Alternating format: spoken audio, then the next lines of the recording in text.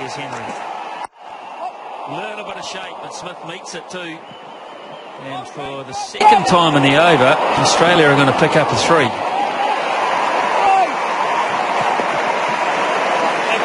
More importantly, New Zealand got a wicket. 13 for 1. Swing here. That's the wicket actually. Just play it through the onside. As Mark Richardson said, there's a slip feels in there. If you're standing at second or first slip, you tend to lose track of the ball a bit. Ball comes to you a bit late. And Guptill fair snaffled that one. Big hands. Made it look really easy. Wasn't a straightforward chance by any stretch. So George Bailey due in next, called calm customer that he is, and then Maxwell, anything could happen. Then Maxwell and Mitch Marsh at 6. Matthew Wade, James Faulkner, John Hastings, so all proficient ball strikers. This is where New Zealand have to make inroads. They have to put pressure on early. They need another one. They nearly had it. So close. Well, the first 2 balls delivered to Smith have been full. Henry bowled very full to him. And then Bolt's gone very full as well.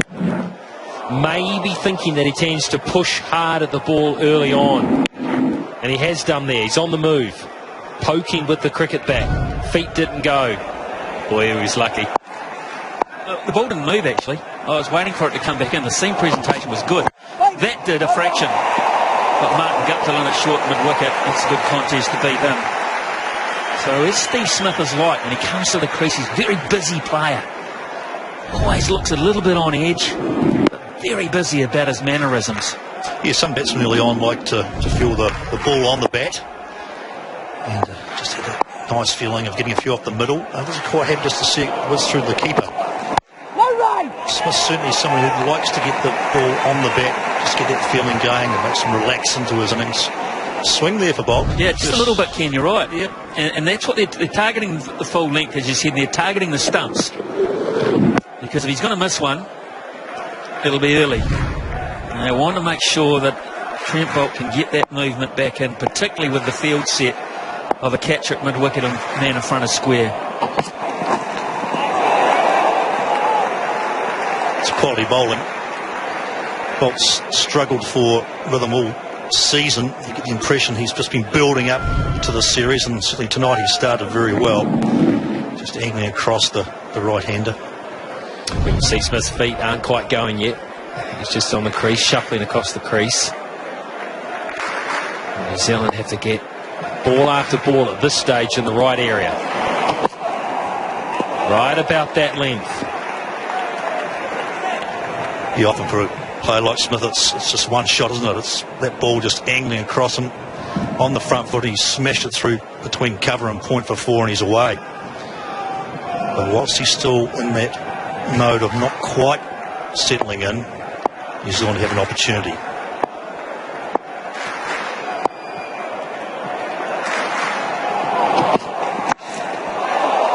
Squared up a tad there. So 5 runs from that Trent Boult over. 18 for 1 after 3. Hey, boss. What the? My heart beats fast with the speed of sound. Mom, you're back. Do you like what I've done with the place? No. 20 free spins for everyone. So, boss, am I your new assistant? No! I'm the boss at Bigo.com. Come and beat me. Wasp says 20% chance Australia will chase this down.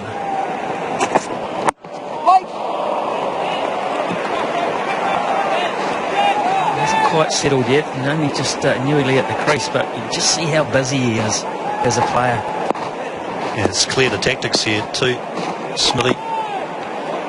Kiwis obviously done their work on Steve Smith and believe early on, full and straightish around off stump. That's the place to be.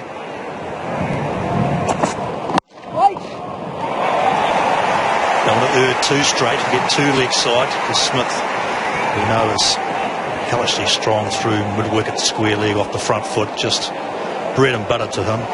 It's just that right line. Well, the field set's very good too. Square leg is a long way in front of square leg as well, and that's twice now Smith has picked him out.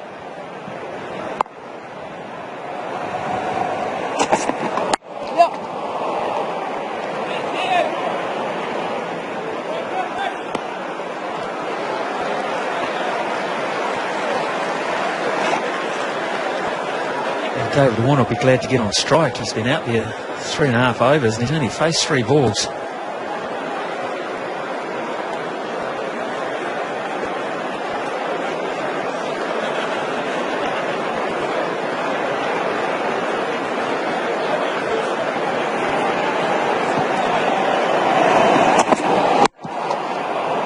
Oh, brilliant. Great fielding. Oh, man. High standard.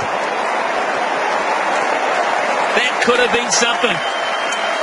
Great fielding by Kane Williamson at mid-off. Ball hit the bat. You thought, gee, that's gone through between cover and mid-off for 4. Right up the middle from Warner. He was away. He thought it was through. But the captain threw himself to his right. Wouldn't have mattered too much. The non-striker was back. Warner was a long way down from the striker's end, but gee, don't be too critical of that performance by Williamson. Wait on!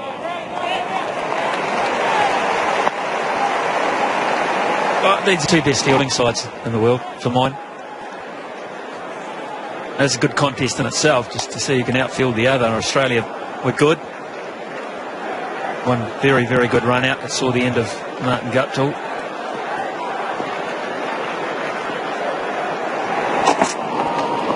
Good one. Oh, not such a good one.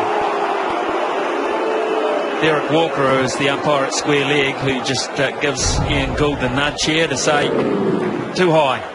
Fair enough.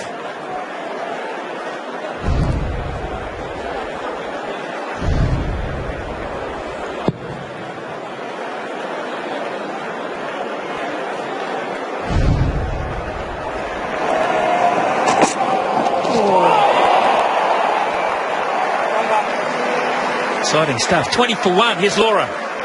We've got something new and exciting for you on Sky Sport coming up very soon. In fact, on the 12th of February at 7 p.m, Sky Sport 1. It is the Hurricanes pre-season behind-the-scenes documentary. We've never had it before, and I think you're going to enjoy it. Enjoy anything about the Hurricanes, Laura? Most of the Blues.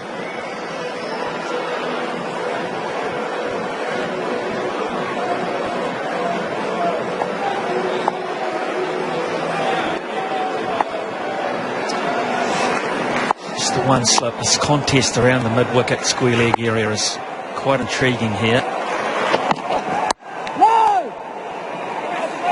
Another thing it does, I've noticed in Australia prior to Christmas, it does expose the inside edge of his bat a bit early on, Steve Smith. I saw that with that French cut down for 4.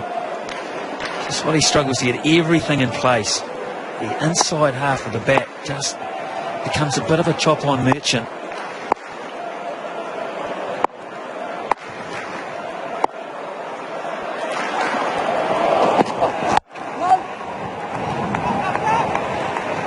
We seem to play through the offside. He tends to be looking to hit a little bit squarer than straighter, I guess, at times. And with the newer ball, if something does deviate a particular thin to him, it will expose an inside edge. His technique's very unique, isn't it? It's one that he's really developed himself. There's some basic fundamentals in place, no doubt. But all the movements, it is unique. Go on, Ken. So, you don't like it, do you? I marvel at its effectiveness, Mark. Trent Bolt's gone round the wicket here, which is just going to change the angle of things ever so slightly. That might encourage that inside edge to be found if he wants to go through the offside with an angled bat. So hard to break him down. New Zealand will have been thinking about all sorts of methods. So they're not going to be short of a length, you feel. Not tonight, anyway. It's the only one they've heard short, New Zealand, to Steve Smith. They've been very disciplined indeed in terms of Looking at full and straightish and round a bit off stump with a bit of swing, but this one was just short and it was just sitting up there and just clung into the pitch a bit and sat up and said, smack me over squarely for 4.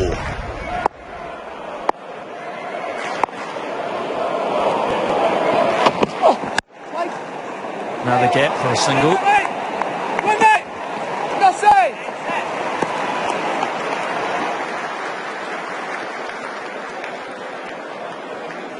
'What a bowler needs to be aware of when bowling to Smith is he's going to play a lot of shots. He's going to attack the majority of deliveries that you bowl at him, so you're always going to feel a little bit on the back foot. Now, the New Zealanders, they can't sit back. If they get soft, if they allow him to impose himself on them and not continue to bowl into the pitch hard and heavy, he'll be a very, very difficult customer indeed.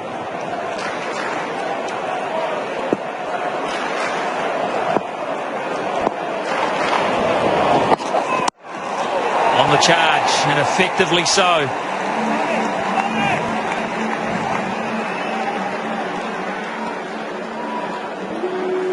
$29 for 1.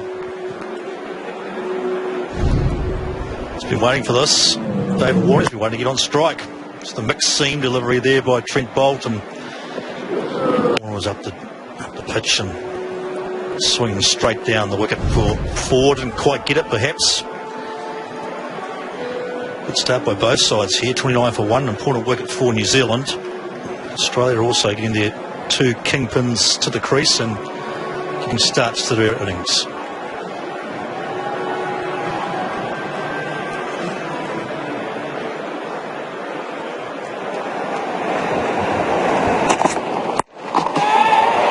Didn't get all of it. Got enough. Get 4 as well. Adam Milne was just hunting up inside the circle. Not quite sure whether had he held back he'd have got it anyway, but New Zealand's so keen to get up in the face of the Australians.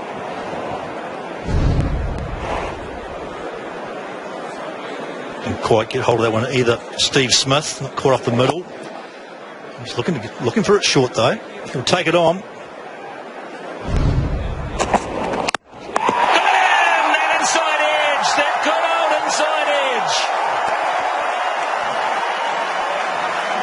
Yeah, looking for a very elaborate shot here, Steve Smith. As the Black Cap fans celebrate along with their side.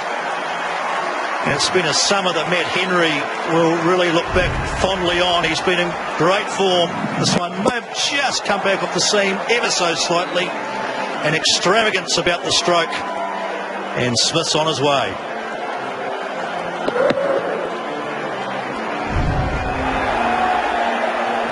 Smith gone then, bowled Henry for 18, and Australia 33 for 2. Hey, boss.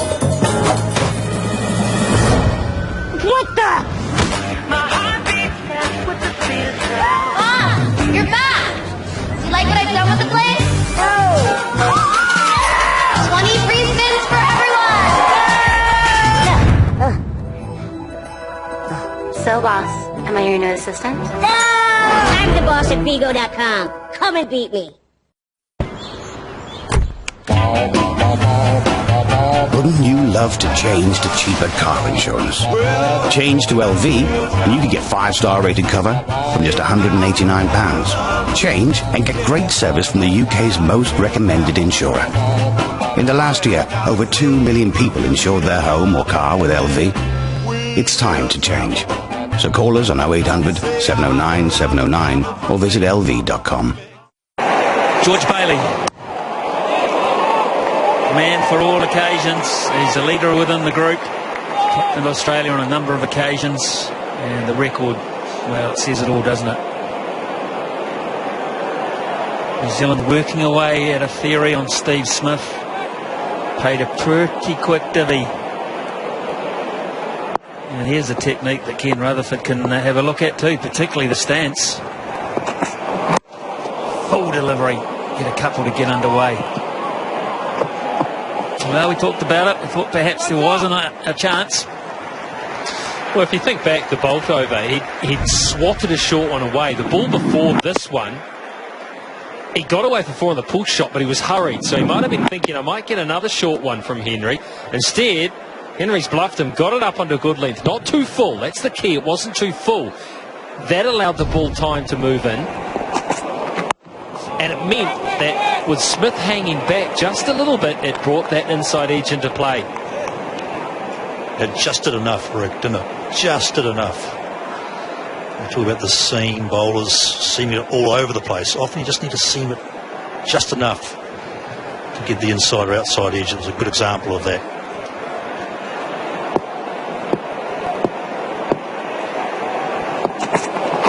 Oh, great up Walker. Well played too. Henry has found it tonight. Crucial breakthrough. 35 for 2.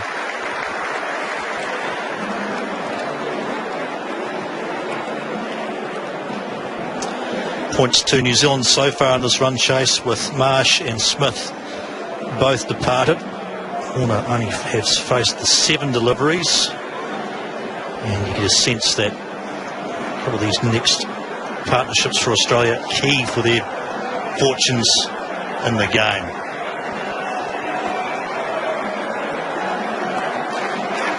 So Maxwell, Marsh, M, Matthew Wade sitting in the dugout, awaiting. And McCullum's gone back to those 2 slips for David Warner.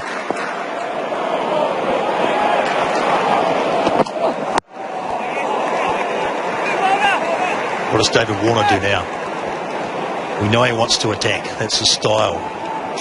Well, I think now's the time for the New Zealanders to keep it simple. Because he'll have a busy mind. He'll be thinking, what do I do? Do I attack? Do I defend? Do I look to bat a length of time here to bat through to 35, 40 overs, bat through, anchor the innings? Or do I be Davey Warner and take them on? Keep it simple. Keep it on a good length. Ask him to make the play from this point.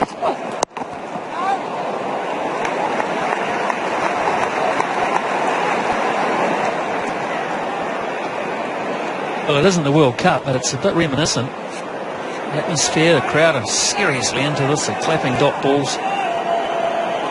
Feel a real focus in on David Warner from the grandstands, because they know what a key he is.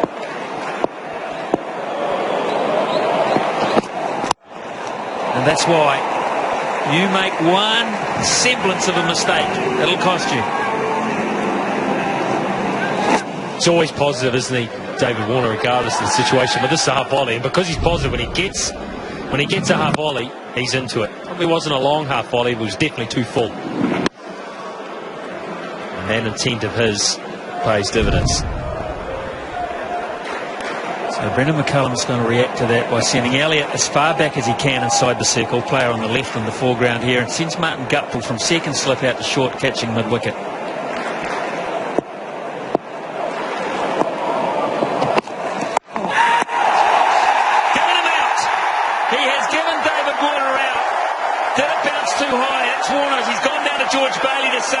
Is it worth having a look at this? Was it high? George Bailey has the key here. Big key. You have to ask the question. It's too big a wicket. He's not a tall man.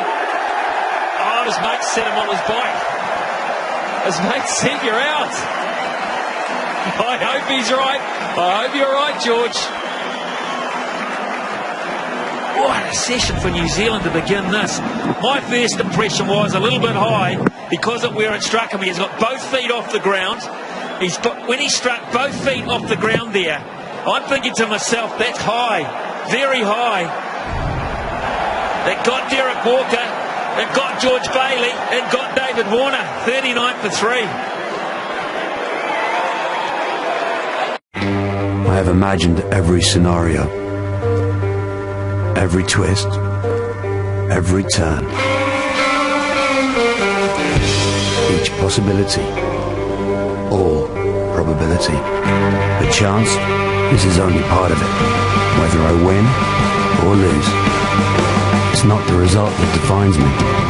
It's how I play the game. Play online and get £10 free at gentingcasino.com. I reckon Mackenzie's going to play well today. Actually, I think he'll miss the cut. but he's world number 1. For a quick player like Mackenzie, playing behind 2 of the slowest golfers on the tour will kill his rhythm. He's also playing without his usual caddy who calms him down in these situations. For a left-hander who hits a high draw, the wind blowing off the sea makes ball control particularly difficult. His club selection will need to be spot on.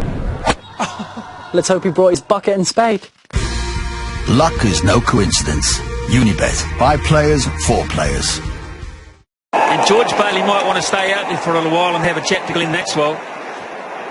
Might not want to see David Warner for a little while. Warner thought it was high. He asked, shall I have a go? Is it too high? Both feet off the ground. That's the key here. Hits him above the knee roll with both feet off the ground, which tends to suggest it's high. High enough for review? High enough to have it overturned? High enough to have a punt. 39 for 3.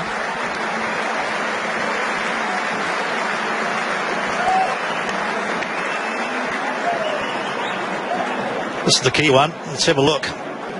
Putting him in line. Going over the top. What do you reckon? 4 centimetres? At least the width of a ball. But he's on his way and a key wicket. Have a big look at the big screen, didn't he, Davey Warner? On his way off. Not too pleased.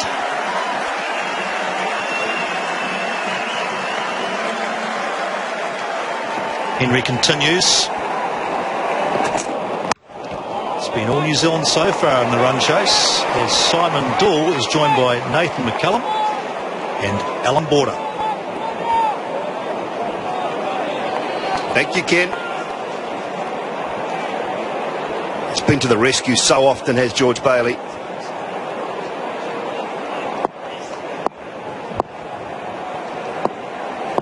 Can he do it again?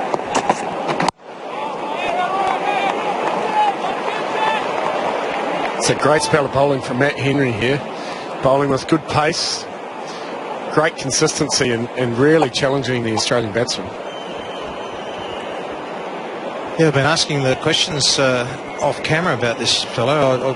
I rated him for a little while now since seeing him in the last couple of years bowl. Where's he been? What's he been up to? How come he hasn't played more? But been a bit injury plagued in his younger days. But gee, what he's put through today. Once you get in those 140s as a quick bowler, you force the batsman to make different decisions. It all happens a lot more quickly. Well, you guys were talking about that, about the fact that Trent Bolt at 130 can be driven a little easier. Put down. Corey Anderson. He's got plenty of it, George Bailey. Short enough. Continue to play their shots, Australia. It's a chance. Yeah, it's almost one of those ones that you think it's coming a bit quicker than what it is, and it's a big moment in the game right now. Yeah, straight to you. You want to catch those.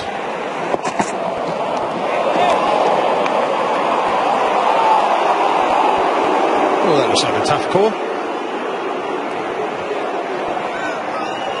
Well, the square leg umpire. You want to get this one right. Good call. That's why they're out there. We're right here.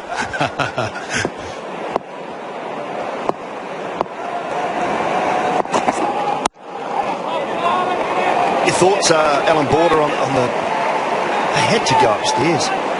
David Warner, you only got one review. Best player, one of the keys to the game.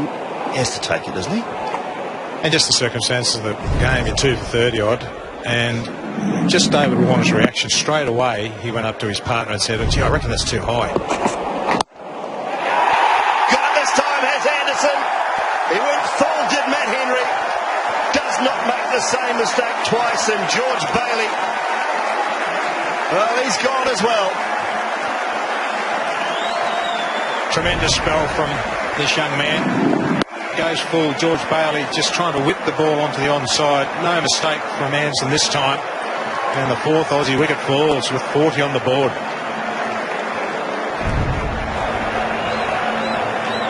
Just the 2 to George Bailey's name.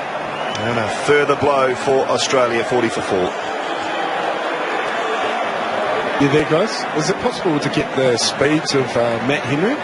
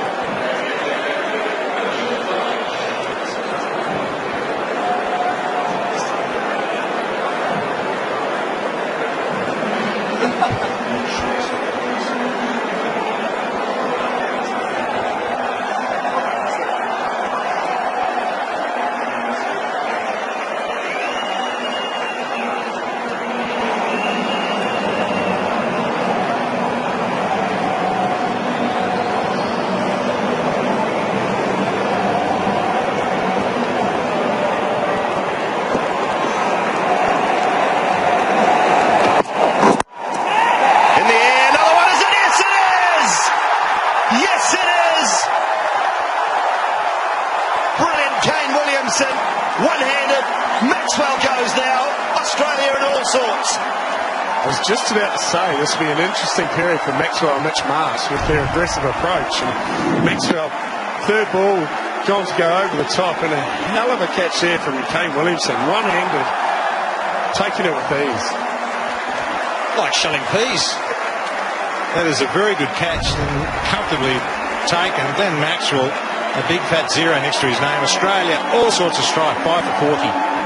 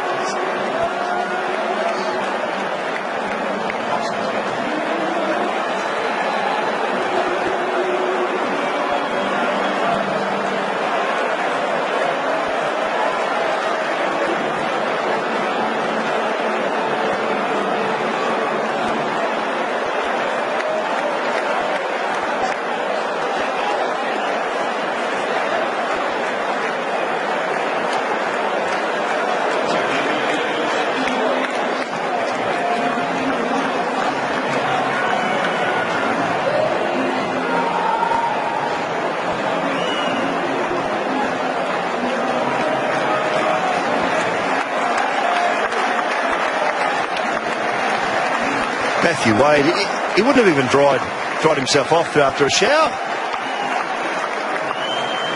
Cut your keeping gloves off, sit down, have a little bite to eat. Pads are back on, he's out in the middle. Yeah, I didn't think he'd be wanting to go out to bat in the 9th over. That is for sure. Goes for the Yorker and Wade's up to it. So Bolt's got 2 for 21. Henry 3 for 20. What have we got to have a look at here? This is the wicket of George Bailey. Clipped it away. Anderson had put one down a couple of balls earlier. Not this time. It was full. It was there to be hit. Just picked the fielder out.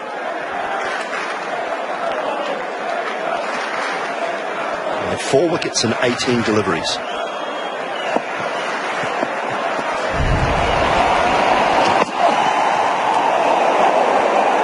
We've never climbed Mount Everest as a cricketer. This is about along those lines, I reckon. We have a look at the end of Maxwell. Tremendous catch. You have to say a soft dismissal, but it is the way Maxwell plays. Fortune favours the brave a lot of times, not this occasion. They're all jumping with him. McCullum, Santner. Have a look at this, Nathan McCullum. This is brilliant. The one in line where all 3 of the players are jumping at the same time. It is a habit. It is a habit. You just like, get up, get up. I want to see you get up, and if I can jump with you, I might get you that inch taller.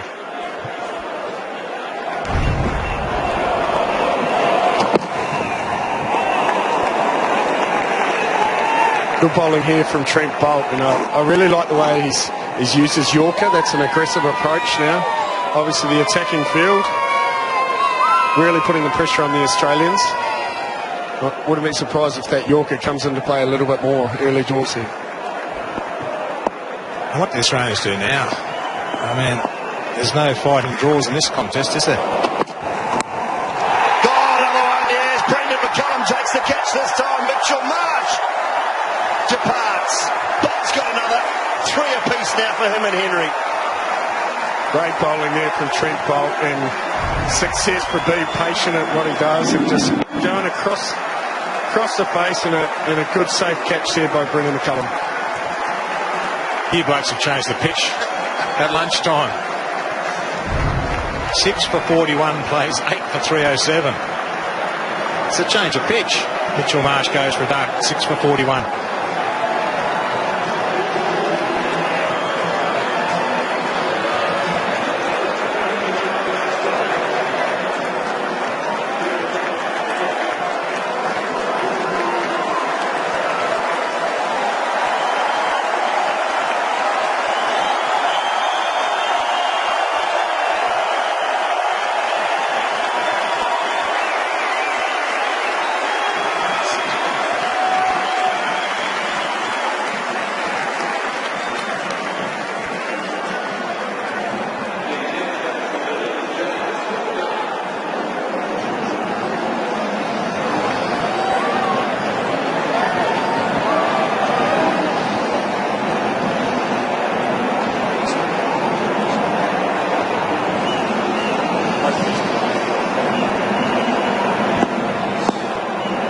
It's an extremely good record, that, of James Faulkner.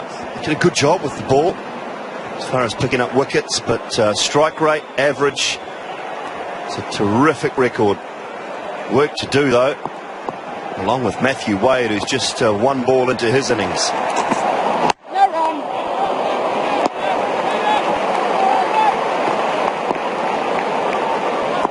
This has been fantastic from Henry and Bolt here. They've really challenged the Australian batsmen, and they've picked up wickets because of it. Tactically as well, I think they've been aggressive in their mindset, but also worked very hard at that line and length, and that's just a beautiful delivery that's gone across the outside edge and taken.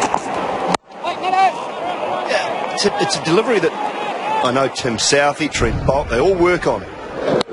They roll their fingers just over a little bit, and it grips, and you can see that from the way Mitchell Marsh has played it. It's gripped in the surface and just gone a little bit and picked up the outside edge. You can see how much it's moved. We talked about that in the earlier innings, and about what the variations would be like and whether the surface would change, and I think it's definitely going to slow up, but the use of the rolling the fingers and the slow balls is definitely an asset on this sort of surface. Have a look at it come out of the hand, and you can see that. Yeah, it's only a subtle change, isn't it, from running your fingers behind the seam, trying to get the ball to swing rather than just ripping down your fingers across the seam. It's a subtle change in pace or delivery, but very effective on this surface. What was that bloke doing trying to take a selfie while the cricket was going on? What was happening there? To capture the moment. 141 Ks there from Matt Henry. There he is. Is he looking at the sky, or is that a selfie? I don't know. All his mates are happy. They're going off, and he's just trying to take a selfie. I don't know. It'll be online later. Lovely shot. Very nicely played from Matthew Wade. 4 runs.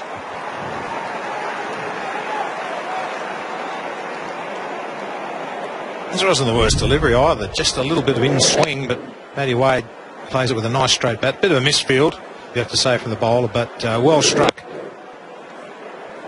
A rare highlight for the Aussies.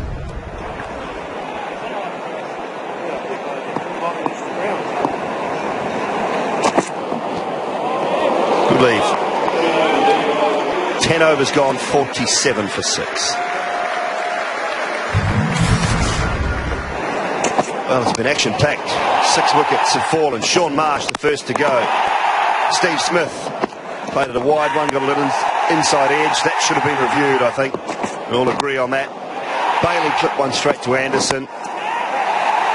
Maxwell was picked up by Williamson, a good one-handed catch, and then Brendan McCullum taking a comfortable slip catch. Albeit a very good one off the bowling of Trent Bolt. Hardly enough room in those 10 overs for all those dots. When that's came up as second innings, I thought Australia might have declared and they're back in. Trent Boult continuing here. What do you do from an Australian point of view right now, AB? Do you go hard and take them down, or do you suck it up for a little bit? Yeah, it's a tough one, isn't it? Because there's no drawn games. You've got to keep trying. But I do think you just got to play a normal game. Just play a natural game. What comes naturally. Forget about the scoreboard. Forget about necessarily trying to chase down the target. Just play your game and see what happens. But it's hard to see that Australia can get 308 they need to win. But the individuals, a bit of personal pride comes in. Yeah, well, Faulkner's natural game, he strikes at 112 throughout his career. So it's an aggressive game. There's no point in him tempering that. But be selective. Wow. Just about got that in time. Chance for a run out, is there? No, over the top. Might have been another one of those ones that he's rolled his fingers across and it's just gripped the touch. So what it also tells us is that perhaps Brendan McCullum was spot on at the toss. Steve Smith said that, to me, that sides batting second were more successful. He's totally right. Used surface, Brendan McCullum said, we wanted to bat first. We felt that it turned a little bit the other day against Pakistan, and we think it might just slow up a touch. And there was definitely chats amongst the guys at training yesterday about the different pace of the surface and how it did slow up and there was a little bit more turn than normal. So I think the New Zealand guys would have definitely talked about that prior to the game, but also in mid-innings as well, to see the way that the Australian bowlers used a lot of variation in the slow balls, but also their cross seamers. And we've seen the benefits here from both Boult and Henry. Wait on!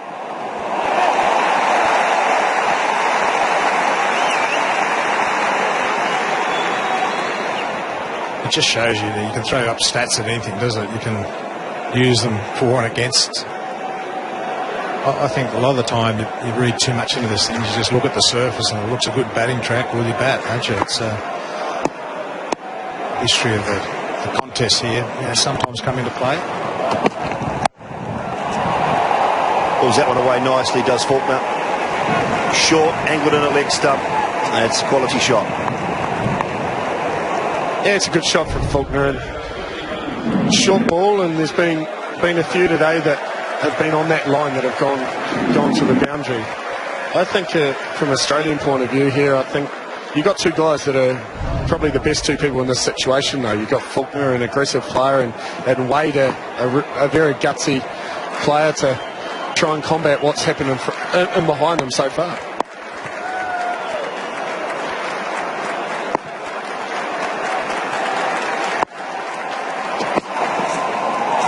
Swing and a miss. Goes full, does Trent Boult. 56 for 3.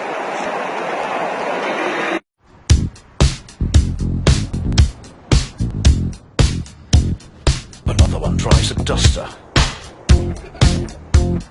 Another one drives a duster. Another one drives a duster. Hey, why don't we get one too? Another one drives a duster. Get in on the action. 3.5 million people worldwide are now driving a Dacia. The Dacia Duster from 9495. You do the maths. Scorecard looking a bit sombre from an Australian point of view, and with the two speedsters up front so far, and now we have Adam Milne coming into the attack. This is an exciting young kid with plenty of pace. AB, have you seen this guy before? I have to admit, not a lot. Just a couple of times over the last, say, 12 months in various games we get on Fox back home. But I like what I saw. I mean, he was busy when he was out there with the bat in hand. And it'll be interesting to see how he goes, backing up some quality fast bowling now.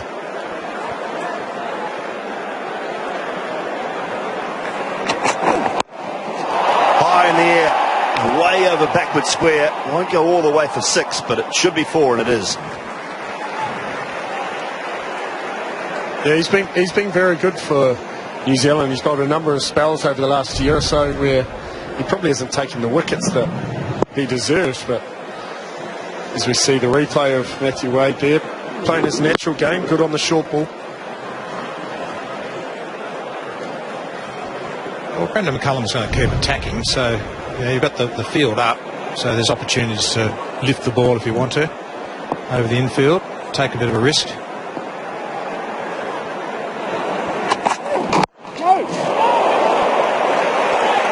bounced a little more. 146 Ks. Well, that's very good pace. 146. And a little bit of extra bounce. Hit the bat hard, didn't it? That's always a great sign. Get a young kid coming on, bowls that good pace. That's just brilliant. It's great to have someone like that coming on first change as well, when the two guys have already opened things up.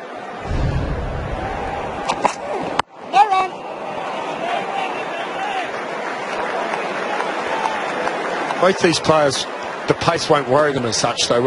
Obviously, there's a number of guys in the Australian domestic circuit that bowl that mid-140s, probably not up close to that 150 all the time, but they'll be used to the pace of the faster wickets in Perth and the likes of that, wouldn't they, Obi? Yeah, you'd like to think so, but we haven't got a lot of those sort of bowlers around. If Mitchell Starc and Mitchell Johnson are playing domestically, yes, but not many around the States. A lot of guys in that 135 range to maybe 140, but once you get pushing over that 140k, I mean, your time as a batsman to make reactions, it's just incredible the difference between 135 and 142. Doesn't sound much, but it certainly is. Well, it's plain and quite easy to see, isn't it, because of the side that Australia picked to come here for the one-days and also for the test matches. They're guys in and around that mid to late 130s. In general terms, on the odd day, yes, a tick over 140 or 142, 141. That seems to be what's going around the Australian first-class scene at the moment. And probably an example of someone in that same... Oh, yeah, look at that broken bat there. It's brilliant. That handle's has to be gone, doesn't it? You'd reckon you'd have to check it, that's for sure. That's amazing, that slow-mo camera, how much impact on that bat. No wonder it hurts when it hits you in the ribs. 148.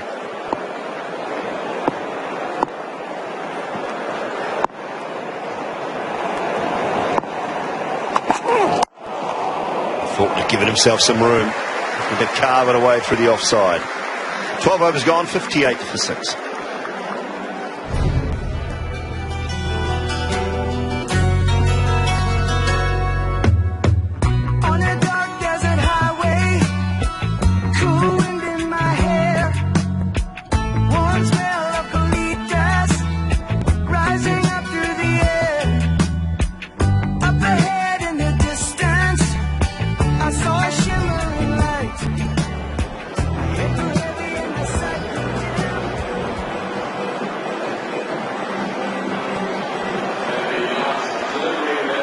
On 5-2, the last delivery of Adam Milnes over. So working up some really good pace.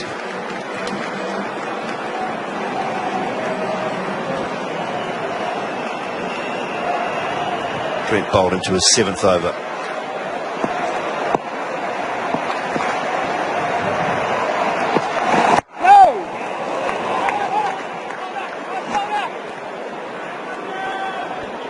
Been a great spell of bowling from Trent Boult here. 3 for 27 off 6.1. That's exactly what you want from your opening bowler, and to have similar figures from Matt Henry at the other end, it's certainly what Brendan McCullum as captain will be pleased to see. And it's just about trying to break this partnership again now and getting into the deep.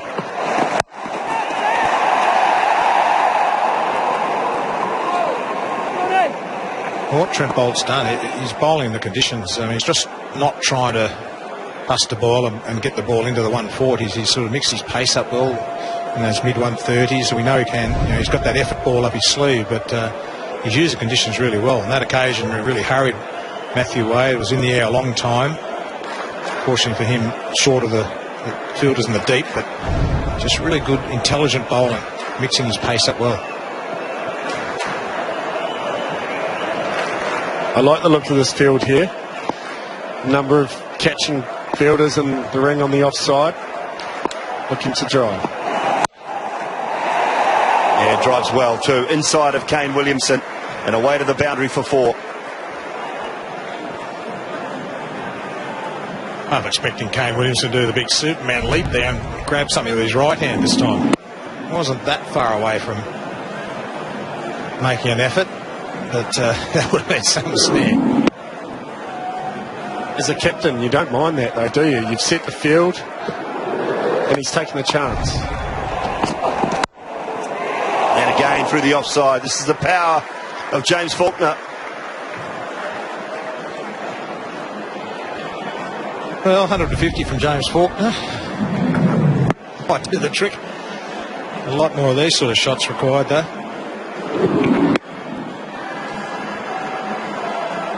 I think it's been shown that it can be done. Can't bet on it. New Zealand have bowled well. There's been some indifferent shots. There's been a referral that could have been made. Advancing again, so he's going to continue to be aggressive, which I like.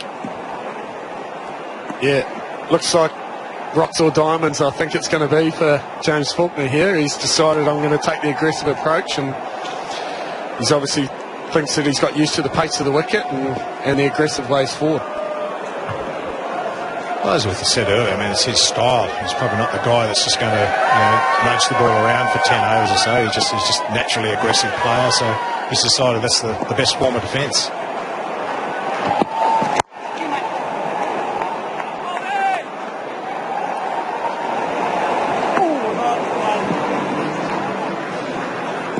.69 for 6.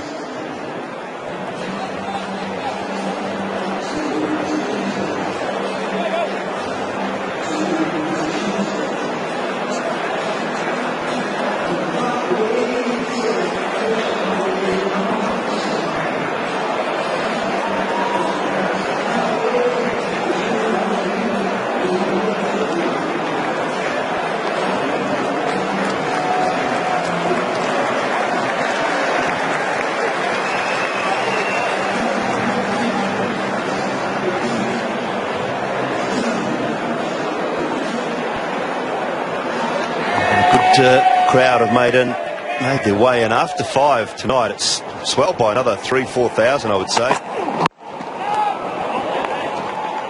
A lot of that northern stand and southern stand are very full. It's a beautiful afternoon as well, isn't it? The sun's shining. Very pleasant. Always nice watching your team do well as well.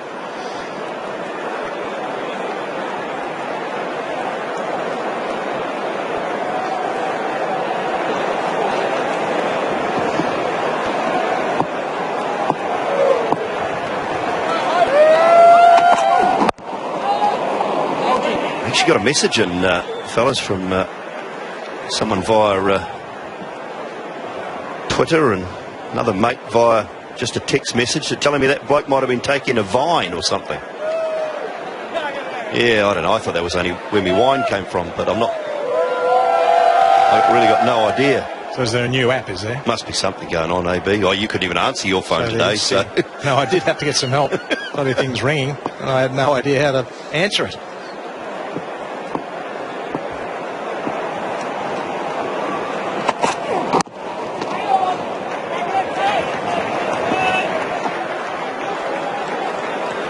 Oh, this is impressive, this little burst. Just his second over, but he's maintained the rage, hasn't he? Pushing that 150 boundary. Look at that sort of pace. I don't think anyone's advancing at you, are they? Maybe give yourself some room.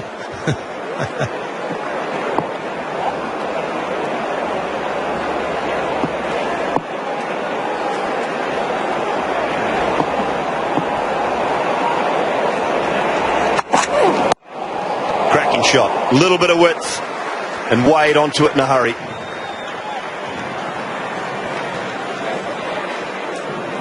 Yeah, pace is good, but when there's a little bit of width, it obviously allows you to flow through the ball and races away to the boundary there through point. Lovely shot from Matthew Wade.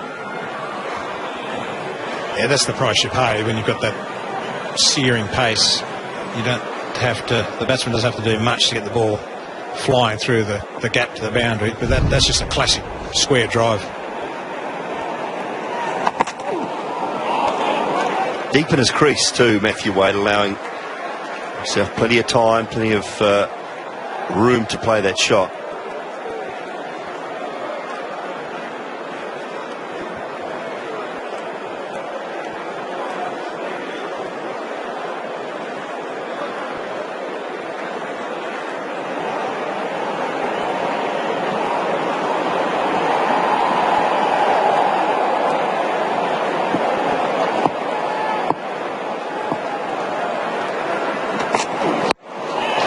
This time, will it go all the way? I think it might. I think it's gone. It has gone for 6. 10 runs from the Milnova, 79 for 6.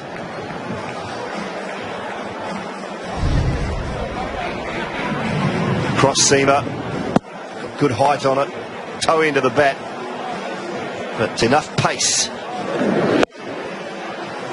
to sail all the way.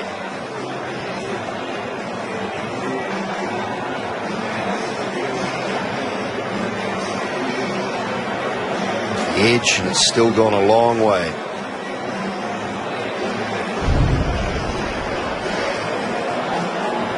Well, Wellington is the next of the Chapel Hadley matches on Saturday, and then Waitangi Day, New Zealand Day in Hamilton at Seddon Park. And then the 2 test matches, Basin Reserve in Wellington, starts on the 12th. It's a Friday as well, and Christchurch for the 2nd test match of this series. On for a change upstairs now. Ken Rutherford, Craig Cumming and Mark Richardson. Thank you, Simon.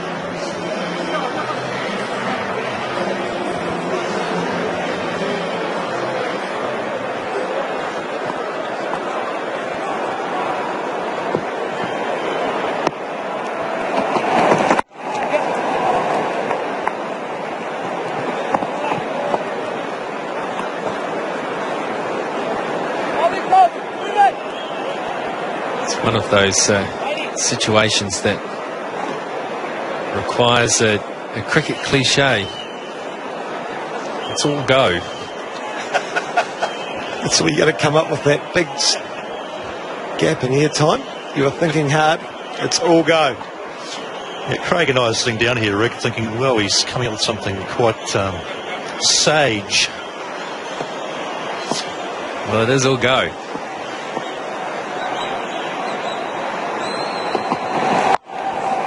Nicely controlled. Anderson saw him coming, banged it in. Wade good enough to get over the top of it. What might be all go is if Faulkner and Wade continue for 20 to 25 overs. It's clear as that they're in pretty good touch. Two outstanding players, all-round players. Certainly changed the fortunes of this match. They won't leave anything in the locker, so to speak, will they? They're going to come out and play their shots as they have already. Well, you just come out and play an extra game, Ken, don't you? See the ball, hit the ball, they're aggressive. They try to change, there's probably more chance of them getting out. And they've got to be able to score runs. There's so many runs to be scored. Just got a lovely little statistic here, just for our Australian viewers tonight. In the history of one-day internationals, bowlers with over 50 wickets, the highest strike rates. Mitchell Starc, 24.2, a wicket every 24.2 deliveries. But Corey Anderson, a wicket every 24.1 balls. Clearly a better bowler than Mitchell Starc.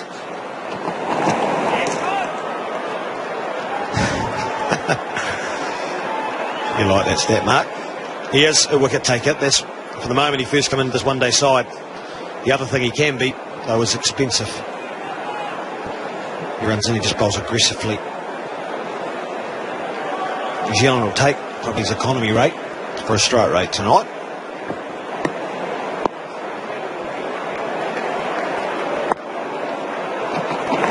All right. 15 gone. 81 for 6.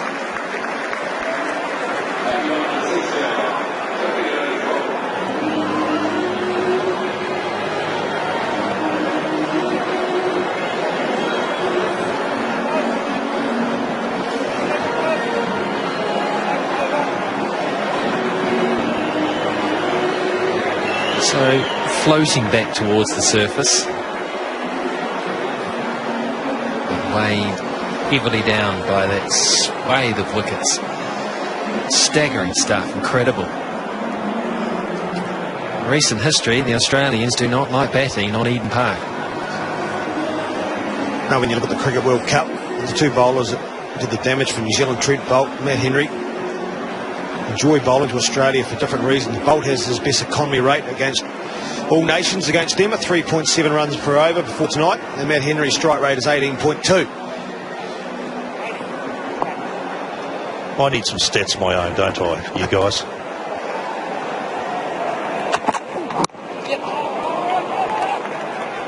I'm sure you've got plenty there, Ken.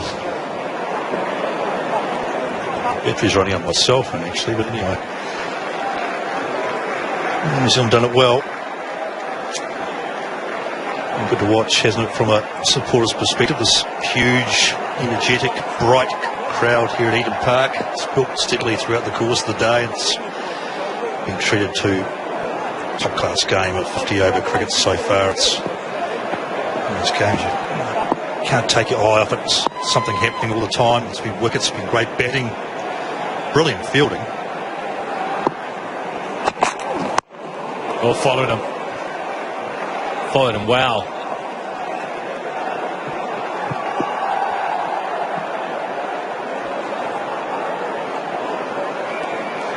Henry, 149 Ks this over. They wanted 147. So he's certainly getting the pace up. I also think New Zealand have taken some lessons from the way Australia bowled. Trent Boult bowled cutters as well as his normal, trying to swing the ball in. Henry's holding it across seam just to grab and hold in the wicket. Oh, is it down? I don't know. It might have come off the thigh pad. We'll wait and see. It was always a tough chance for Ronke. A lot of ground to make. And it was all academic. Easily go for 4 of these. Off the hip. Probably would have liked to get in the gloves, Ronke. Yeah, had that been off the bat, he'd be disappointed with that. He was there. Certainly within his reach.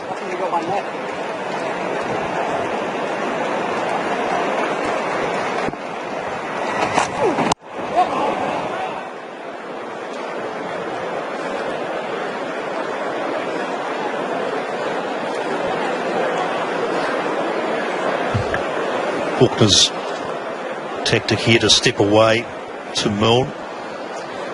Opens up the offside. Milne's be keen to follow him. Bit of a Mexican standoff between the two here. Faulkner's tactic is obvious to all. Very keen to bowl at the batsman, not to give any width.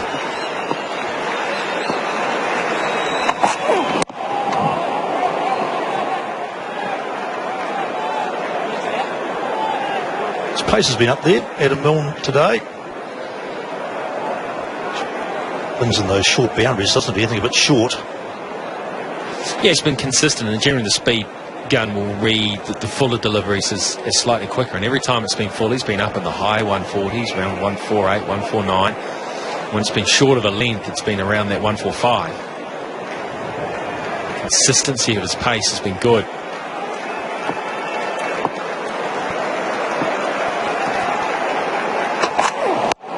What a shot.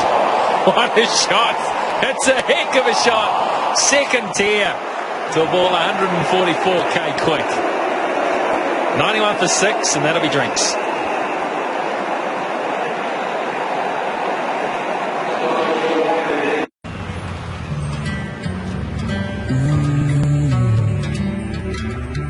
You've been searching.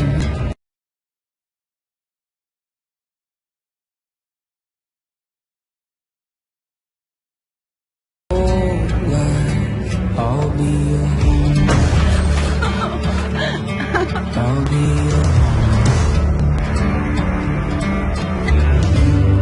I'll be your home. I'll be your home.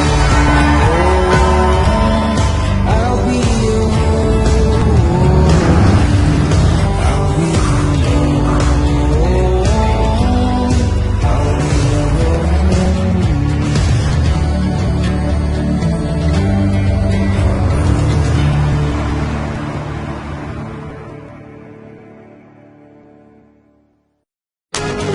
I got bills I gotta pay, so I'm gonna work every day.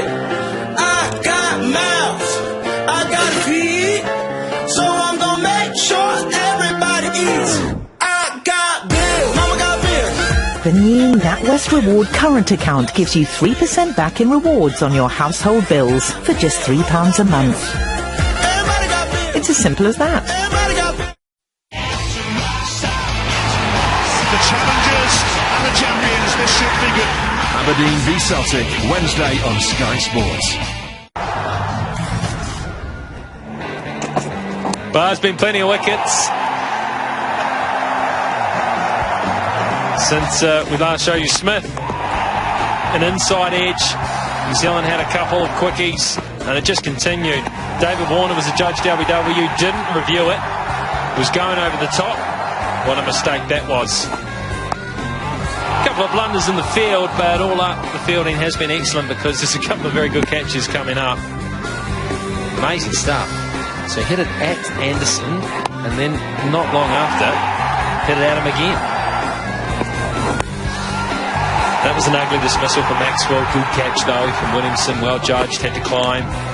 Marsh got the little leg cutter, or off cutter from the left hander that moved away from him and down the outside edge. Since then, Wade and Fulkner have combined for a partnership of 50 runs off 42 deliveries. They've been aggressive, as they have to be.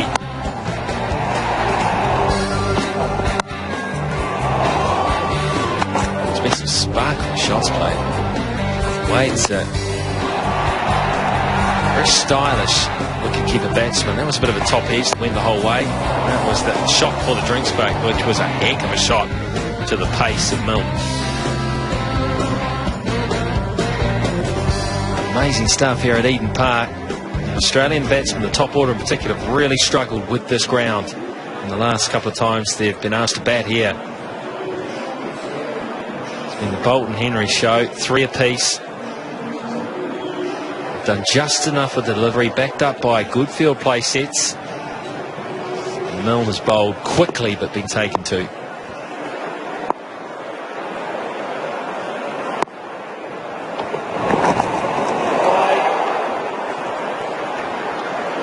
Anderson now going around the wicket to create angle in the Faulkner, but also the off cutter has been gripping.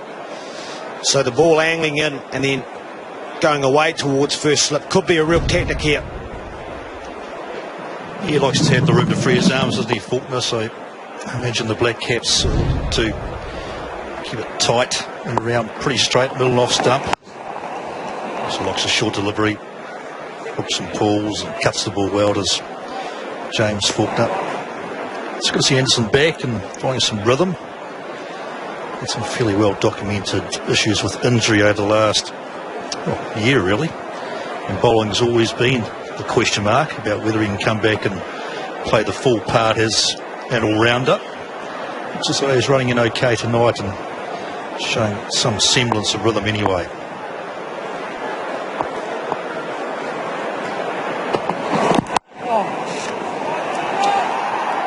Yeah, Thursday, a week ago, we got the first ODI, or the Friday against Pakistan. It was the first time he'd bowled since the World Cup final. Picked up a back injury in England and the rehab didn't quite go as well and had to re-go through it all again, so it's been a slow process, but Faulkner's, he's feeling good as of now.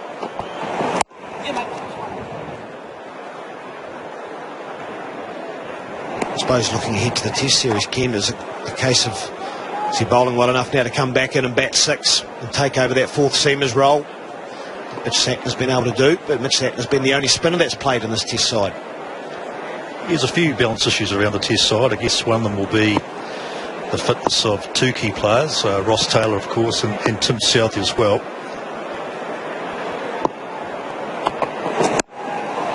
Hasn't got it. There's a chance. No, there isn't. Balls into open spaces. 2 men were gathering. Couldn't get there. 2 fast men as well. Yeah, Guptill, Bolt trying to get there. This was across the line. Looked like it gone straight up. Guptill couldn't get there. That frustration, but it shows that Faulkner's just happy to a couple of dots. He's not going to be settled down. He's not going to be dictated to. He's got to keep scoring. Please, New Zealand, but it's the way Australia will stay in this game as well.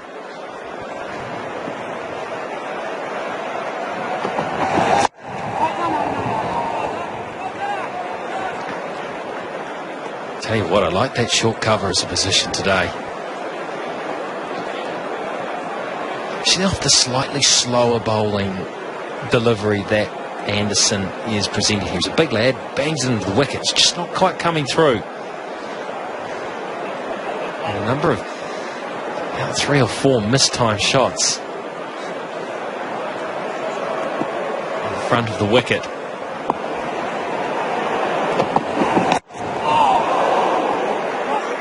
He does pitch it up. There's just a smidge of swing there as well.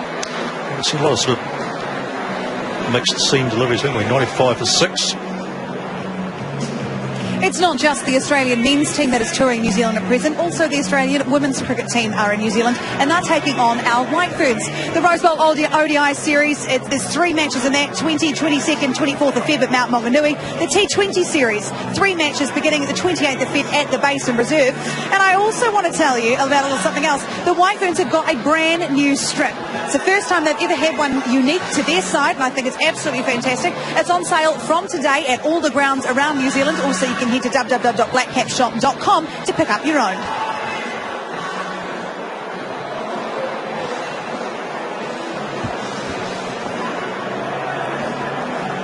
I think you'd look good in one of those tops, mate.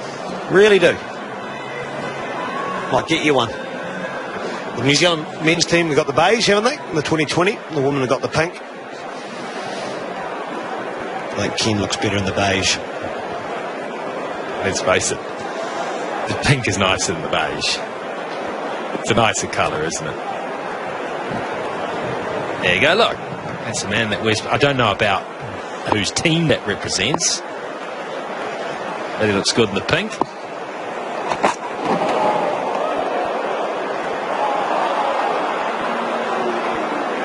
Interesting field placement here, isn't it? As Milne runs in, down leg side wide, is telegraphing his strategy here to Faulkner. He's looking to bowl short and middle leg. Brendan McCullum's put himself at a leg slip. Obviously Ross Setford, the experienced photographer, been all around the world, that man.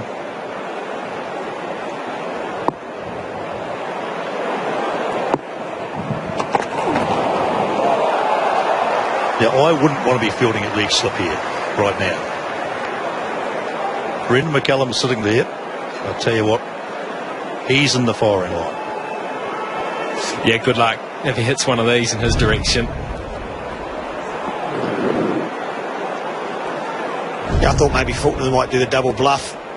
He's going to leg stump now that he knows Milne's going to be chasing him. He can just about walk inside it and create a wide.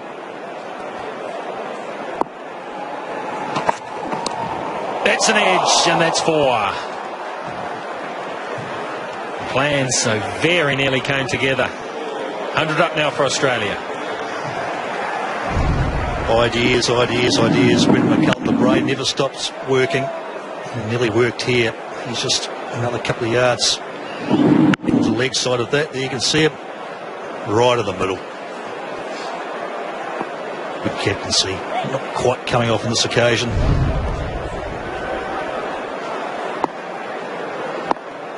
Beautifully bowled. Thought the bat into play. There's no way you can keep that down from that height.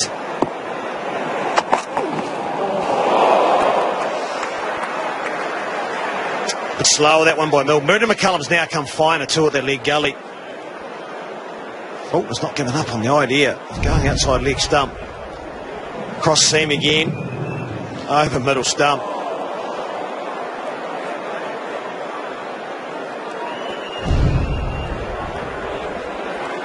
Here's Brendan McCullum.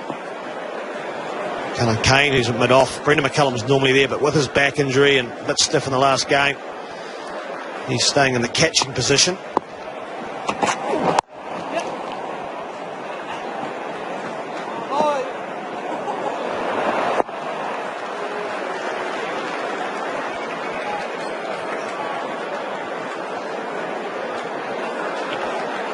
Umpire Gould's warned that one. The throw came in, couldn't get out of the way. He's always got a word too, hasn't he? He just said, "You're trying to take me out." I would have thought the foot movement would have come out. It was lobbed at you, Gouldy. Harden up. Should have volleyed it with his left foot.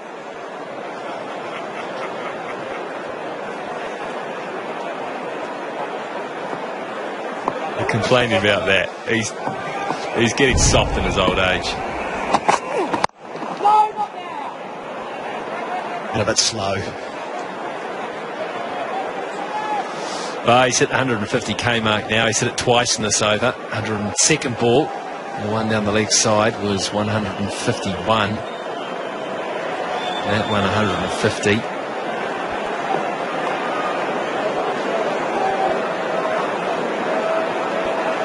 It's not often New Zealand as a unit noticeably quicker than an Australian bowling unit in any game. The history of the game. In the air, but away.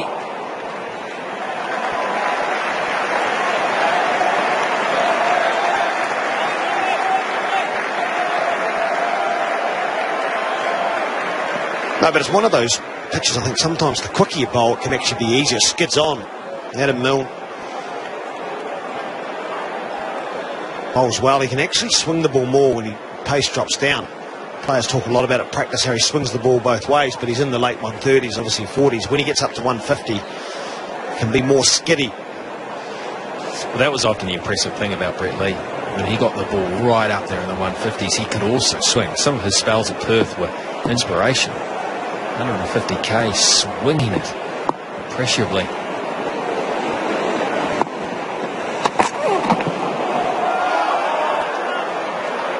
Tell you what, if he can still bowl 150k at the end of this over, which turned out to be quite an aerobic over, I'll be impressed.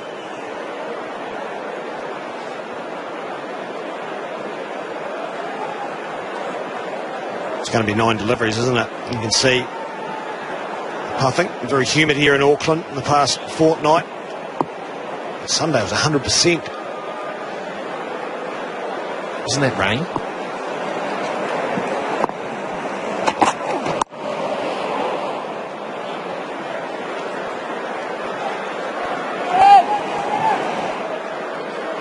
$105 for 6.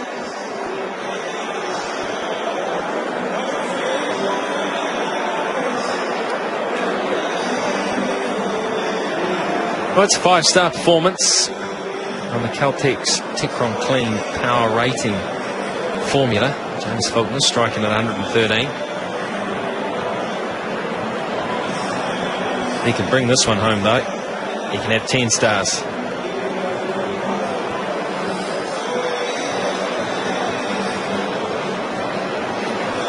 That's Mount Eden, overlooking Eden Park.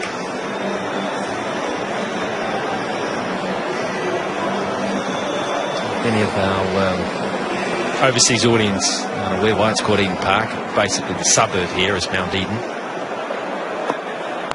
So that's very exciting. Yeah, they'll be enthralled with that, Mark.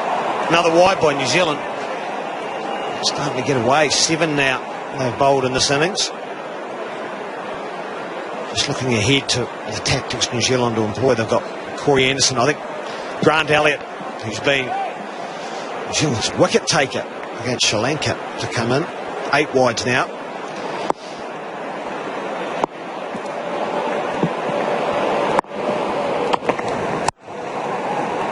All those wides are by way of tactic, aren't they?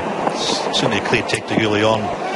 Matt Henry to get the odd bouncer in there. Up to the meat of Dave Warner went over his head. The wides there, the tactic, get the player on the back foot, then bowl fuller and get it swing. So you can kind of forgive a couple of those wides, but a few of them more latterly have been through a little bit of lack of discipline, which is just added some impetus to this Australian innings.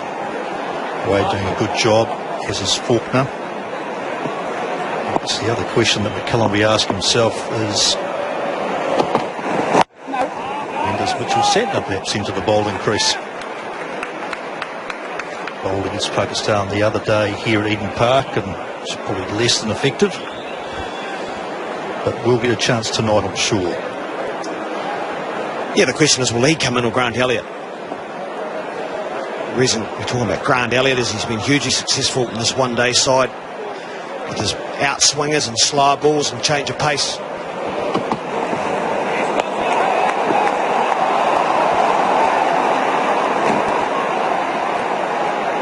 Particularly harsh on the shorter ball this summer, I've noticed that. The games being played. Anything that looks marginal, anything that looks like it might be just a bit or roundabout head height, they're calling, and I have no problem with that. I think if you're going to allow the bouncer, don't make it a cheap bouncer. Make sure they have to be accurate with the bouncer.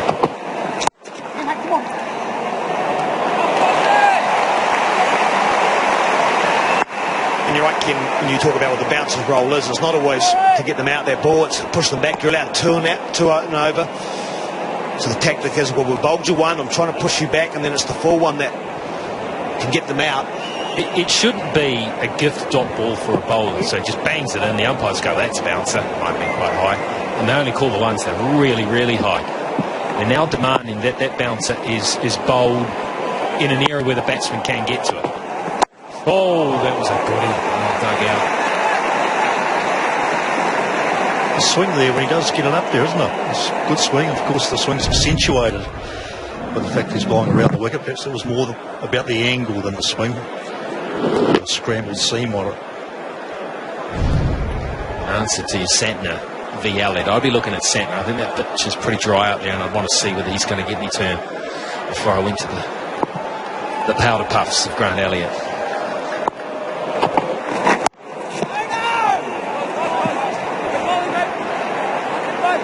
Again, Anderson changing his pace up. He's got the cutter, the cross seamer, and then the Yorker. 135k down to about 121 as pace this over. He's been able to keep his line. That's why Australia was so impressive through the 30s and early 40s part of their bowling spell. Was they focused in on off stump just outside, in towards middle, gave the batter no room to free their arms. Hasn't had it. Oh, yes, he has. He's hit it plenty well and good enough. 113 for 6. The Walking Dead from the very beginning. All that we ask you to watch over.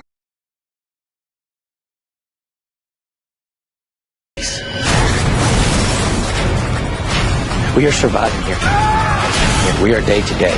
It's us and the dead. We survive this by pulling together. This life now, you kill or you die. Every episode of The Walking Dead, available now with Sky box sets.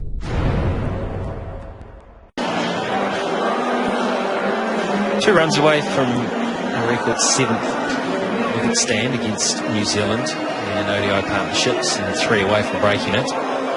This partnership worth 72 now between Wade and Faulkner.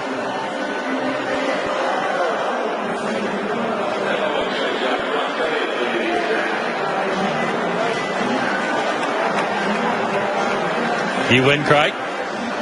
Grant Elliott gets the nod before Mitchell Santner.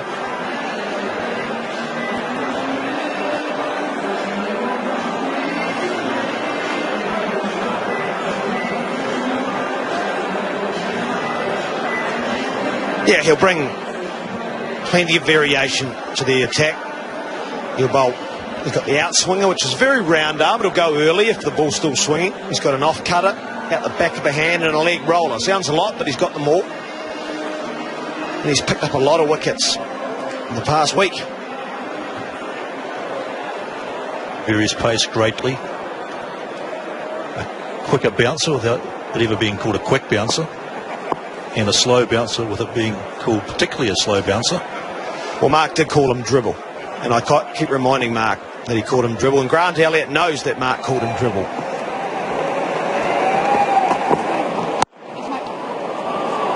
Yes, nice bud. Sometimes dribble can be dangerous. Good Grunter. It's a wicket-taking option, isn't it, for New Zealand? You get a sense that the Australians will consider Elliott somewhat less of a bowling option. They'll think some runs in store here potentially. Straight boundaries in particular might look rather enticing.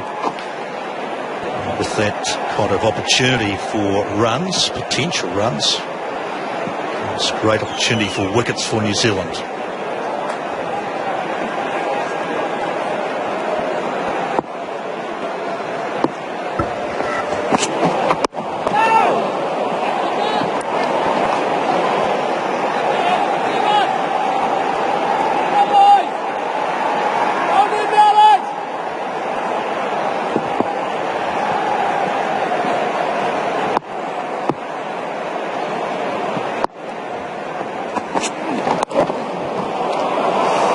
That'll be runs. That'll be 4 of them. Looking for a little bit of swing there, Elliott. And it just didn't come. Nice balance by Faulkner. Keeper up. Stood nice and still. Quite cross him up and just glanced it off the face.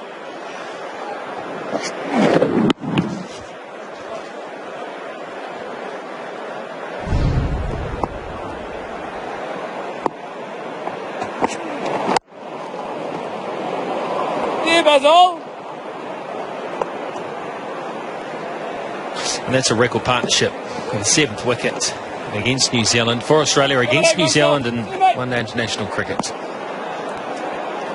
Yeah, much needed partnership too, Mark. 41 for 6 they came together. Played exceptionally well. In there, Basil. Finish off there, TS.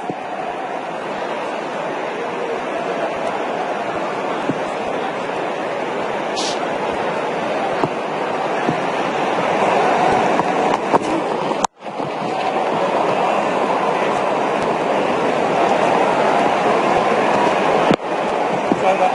120 for 6. Well, these two come together in Australia in real trouble. 41 for 6. And they've been aggressive. Nice start by Wade. Faulkner's been, as he always is, aggressive, and that was a huge 6 by Wade just before the drinks break. Put the momentum back in their favour by being aggressive, by being proactive.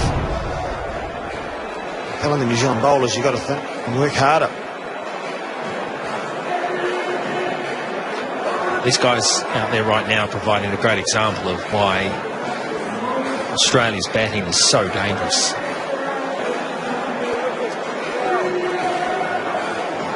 Can you imagine if the top order had actually done okay?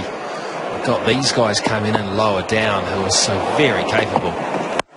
So dangerous. Now this is a chance. It should be taken underneath it. Very high. Got it. The partnership's gone. Henry Nichols is the man, and great composure shown by the young fella. Taking this one, it went so far up in the sky. Long, long way. Often those are the hardest catches to take. It's gone many a mile into some bowls, and you can see Way getting right under it, almost scooped it in the end. Way into the early evening sky, pale blue, hard to see the white ball.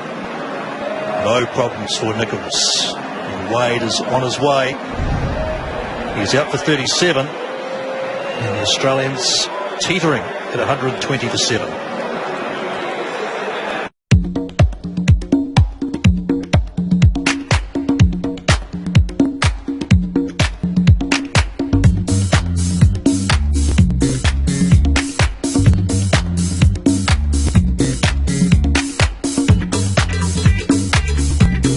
love your Skoda Fabia your way.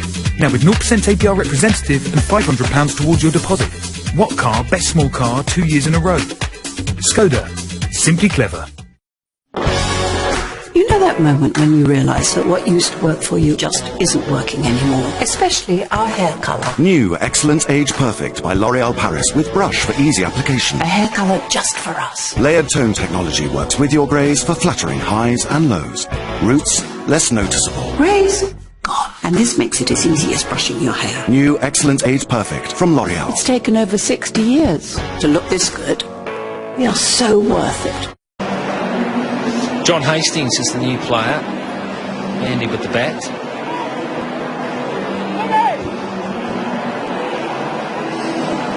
Into the genuine bowlers now, though.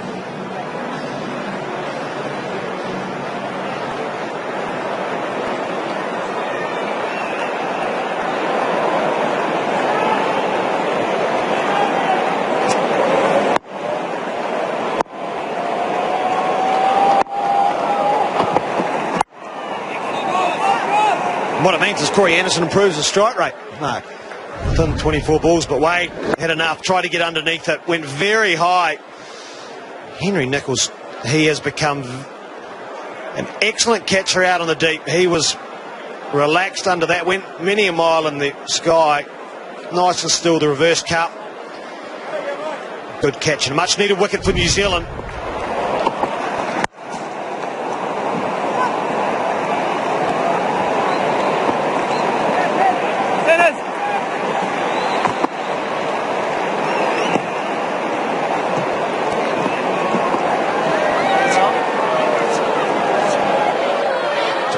Perfect opportunity, or perfect time for Brendan McCullum to get a wicket. Again, that partnership will become a record. It's at the stage where they have to think about who to bowl and when, instead of just picking the best bowler for the next over. Yeah, it's pretty straightforward now for McCullum. We'll keep Anderson going for another 2 or 3, then think about another burst of Bolt or Henry. And all the while from the southern end, I imagine Grant Hill will keep trucking along for 3 or 4 more overs.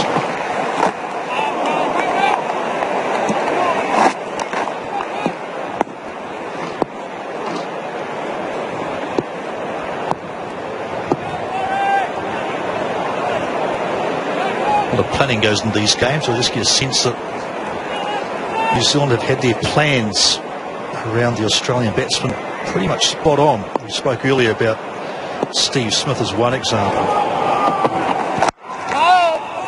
In the ball quite full, in the ball swinging either way, whether it be Bolt into Smith or Henry away from Smith. And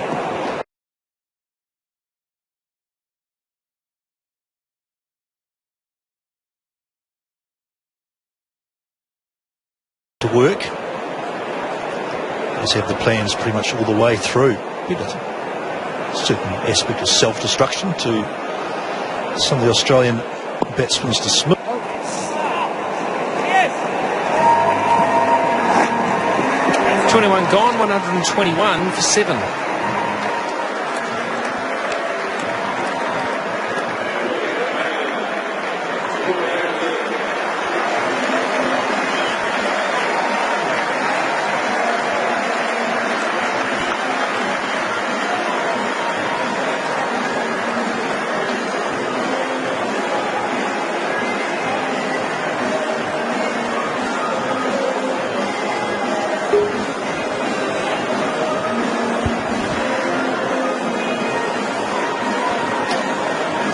Only 7 needed. An all-rounder and a couple of bowlers to do it. We'll have a change of commentary too. It'll be Nathan Cohen, Alan Porter and Simon Dill. Thanks, Rick. Milne back into the attack. Brendan McCullum going for the aggressive option again. Looking to come in and wrap up these last 3 wickets pretty quickly. Yeah, not the worst ploy. They're very tempted to give my young spinner a bit of a crack too.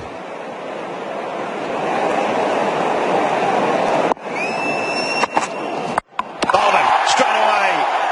Faulkner comes down the wicket and Milne strikes. Box lead to spin at a rest for a bit, eh? Yeah, no need for spinners when your quick bowlers are doing the job for you. He's been very impressive today. Great seam position, pointing across the line, which he's prone to do, and brings about his dismissal. So Faulkner goes a good wicket for young Milne. Well compiled 36 from James Faulkner under a lot of pressure. The score now 8 for 121. John, I heard, right, some guy was killed by his own trousers. How? Tripped over him, fell down the stairs and straight through a window. Ooh. I know. Trousers are lethal. Yeah. Which is why I've had to destroy all of yours. What? The ones you're wearing now. Get them off! No, What Jeremy. if something happens to you? Who's going to make my creme brulee just the way I like it? Look, don't worry, okay? I've got life insurance with BeagleStreet.com, so if the worst does happen, things will be okay. We're like... John, why are your trousers still on? Life insurance simply done at BeagleStreet.com. Search Beagle Street now. My intuition is telling me so much about this property. Amy really does know what she's doing. She's searching on the Zoopla app. Itchy, flaky scalp. T-Gel Anti-Dandruff Shampoo helps eliminate dandruff starting after just one use. T-Gel Anti-Dandruff Shampoo from Neutrogena. So Milne has picked up his first wicket. A new batsman at the crease. It's Kane Richardson. In the side predominantly to bowl. It's a good strike rate though. They all seem to give it a biff in the lower order, don't they? Jen, you're out there right at the tail end, so you just have a bit of a swing at things. So you see the end of James Faulkner just totally across the line. I mean, it's good pace and great line from Milne, and got just reward really for a good effort today.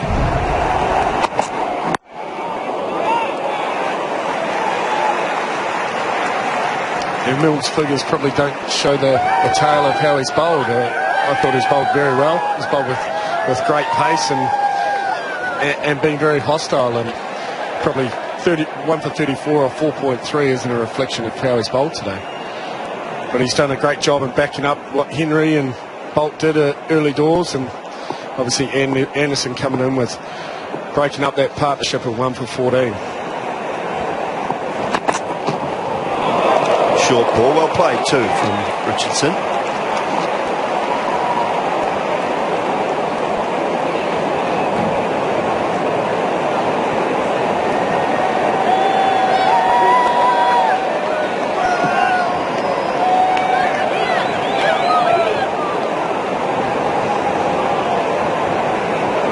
It's been a good day out for the locals, hasn't it? Seen some tremendous striking early on in the day from Brendan McCullum and Martin Guptill.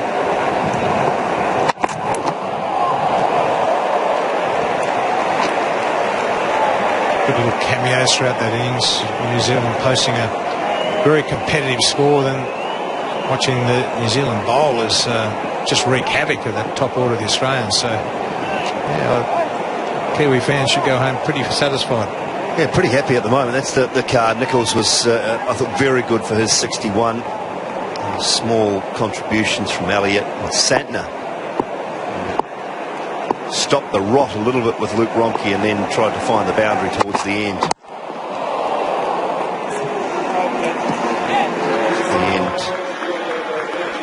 The 22nd over 122 for 8. So 307 with standouts being Guptill, McCullum and Nichols. And 35 not out from Mitchell Santner. I just wonder what could have been there with Guptill. 90 with only, 25 overs gone? So what could have been?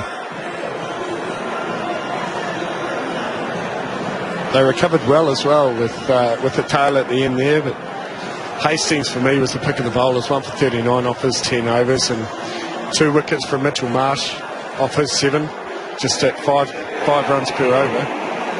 They definitely brought themselves back into the game, and 300 looked like probably a par score. Yeah, it certainly did. You know that Australia won't play this poorly again. It'd be a long time since they put back-to-back poor performances together. That's a lovely strike. What a very good strike. Welcome back to the bowling crease, Matt Henry.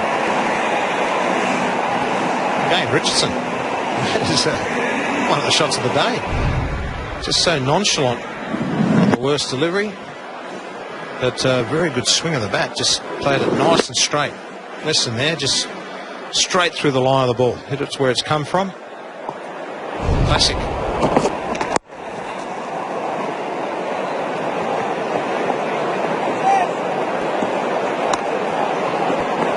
See Matt Henry bowling with some good pace.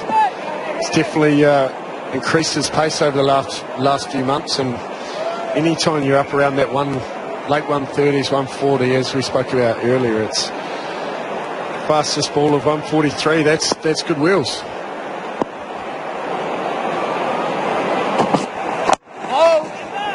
Yeah, it's probably a little bit disappointed as well about missing out on the T20 side for the World Cup.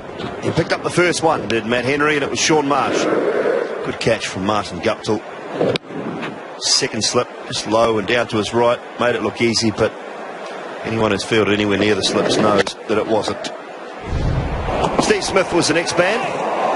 The skipper went to drive a ball that just nipped back a touch, I think, AB, and caught the inside edge.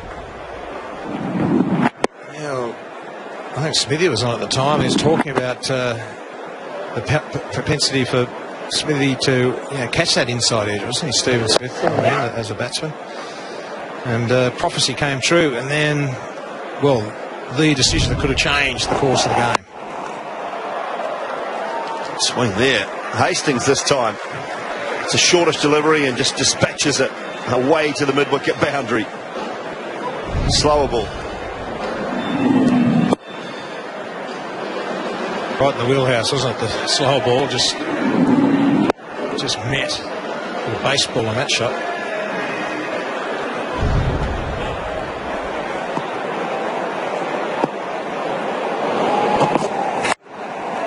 Straight down the ground this time, not perfectly timed. Might pick up 4, and he will, yes. Expensive over for Matt Henry. 137 for 8.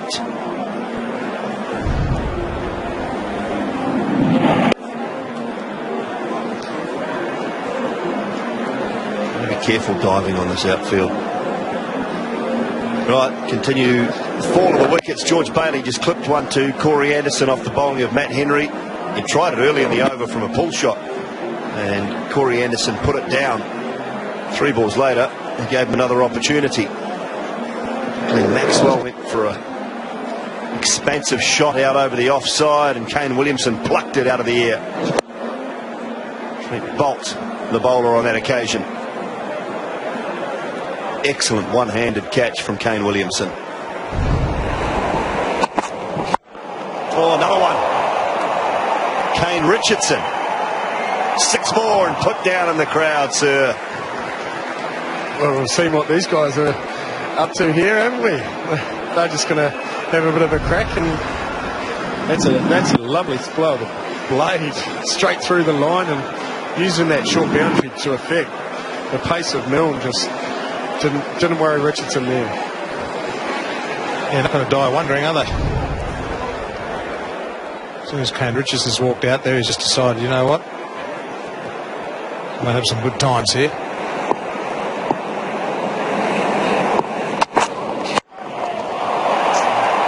Hasn't got that one perfectly, but it'll be good enough to be 1 bounce for 4. Giving himself some room, expecting the short ball. I reckon Richardson's under-delivered, with 14 being his highest score. Australia have batted of late. He hasn't had that many opportunities. He's only played 11 matches. Strike rate of 183. Well, he's 200 now.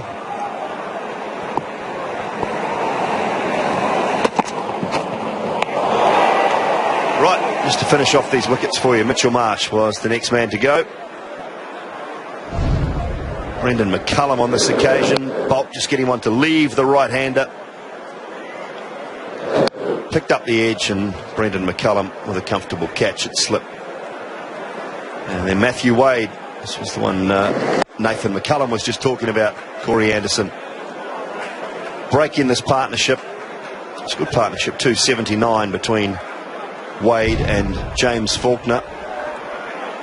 And it was Corey Anderson, with the help of Henry Nichols, who managed to break that partnership.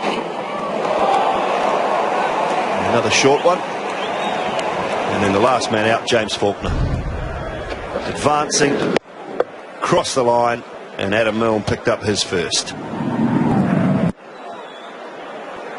Yeah, there's been some impressive bowling, there's no doubt about that. Australians always had a huge mountain to climb. You're chasing 300, a lot of things have got to go right, and there's some good bowling early, put them under pressure, and the wickets started to tumble.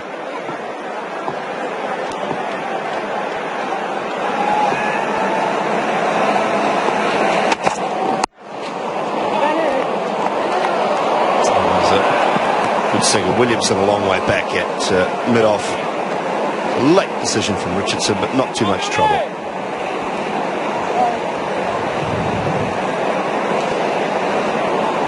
don't know if young Milne has thought about the Yorker. Got a lot of shorter deliveries, but gee, the old-fashioned Yorker against tail-enders generally works a treat. She went hanging back a bit from those short ones as well.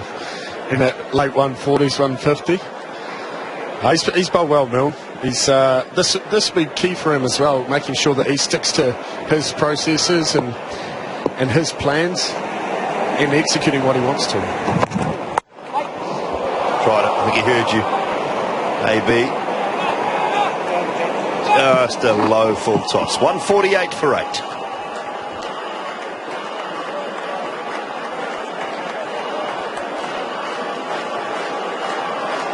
Now Caltech's Techron clean power rating 5 stars. That strike rate 158.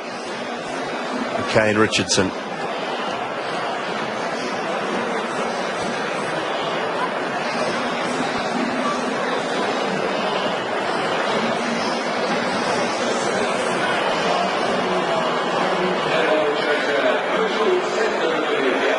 And the spin as requested here, AB. A couple of overs later, but good to see Mitchell Sackner coming into the attack, and for a spinner there's probably not much better time to come into the attack and try and get through a few overs.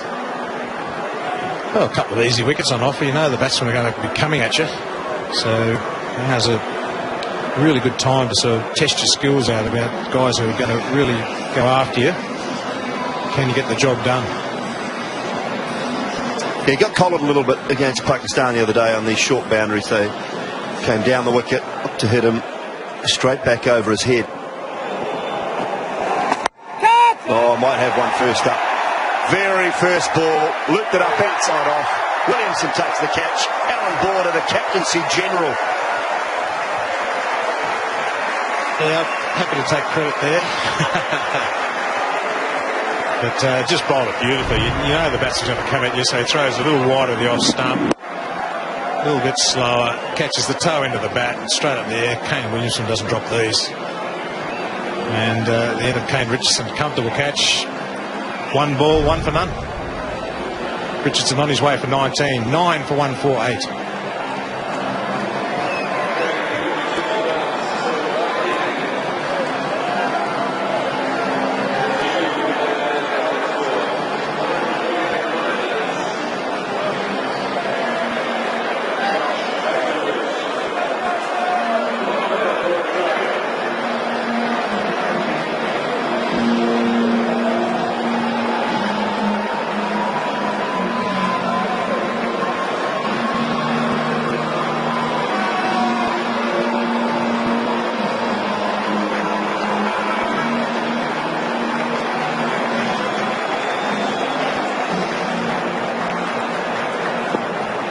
Josh Hazlewood is last man in, too much to win, and Hastings is on strike.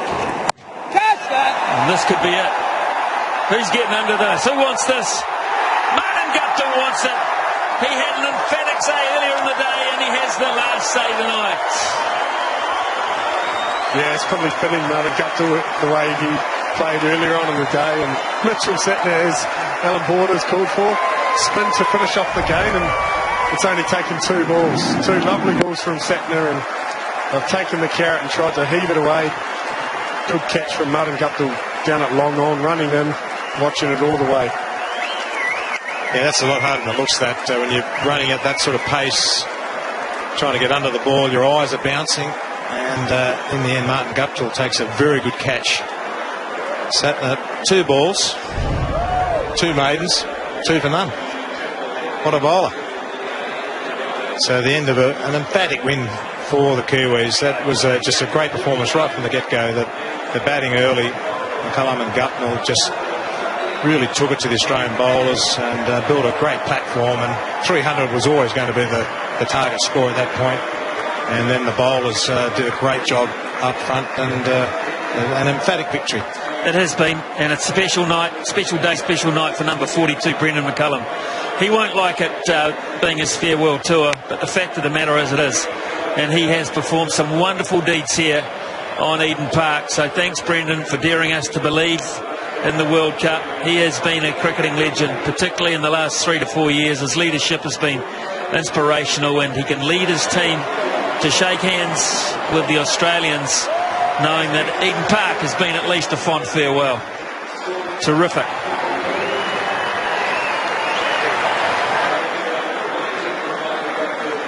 Wednesday crowd, a good crowd, getting close to 30,000, and they won't go home disappointed.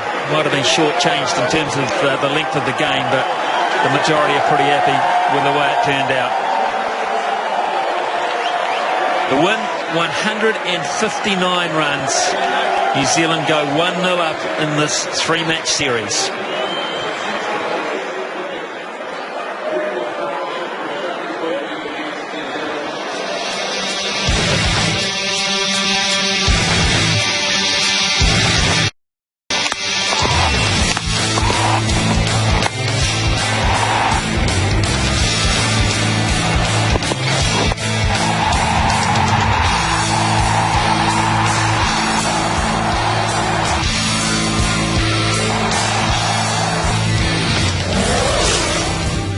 So New Zealand run out comfortable winners in that game. If you've missed the action in this extraordinary game, you can catch all of the highlights on Sky Sports 2 at 8 o'clock and 11 o'clock tonight.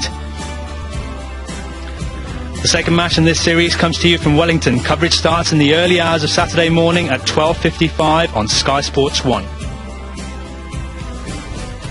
Over on Sky Sports 4 at the moment, you can see the match between Sri Lanka and Pakistan in the Under-19 World Cup.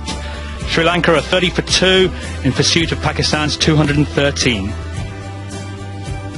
England are in action later today against South Africa in the first of 5 ODIs. All of the action from Bloemfontein live on Sky Sports 2 from 11 a.m. Time for us to take a quick break. When we come back, we'll take a look at the post-match presentation.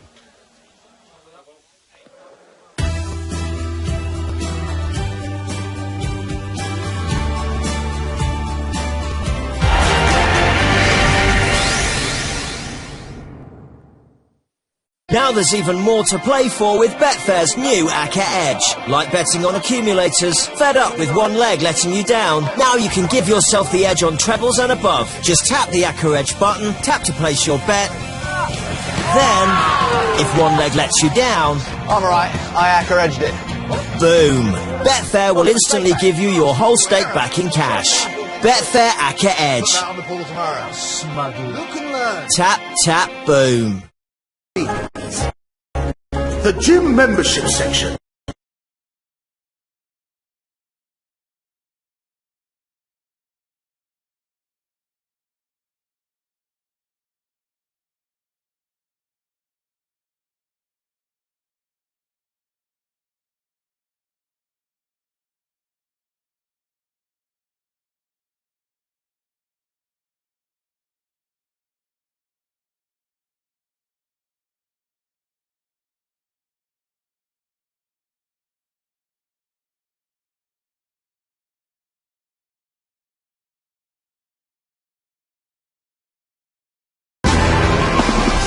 Nissan's award-winning crossovers with all-mode items.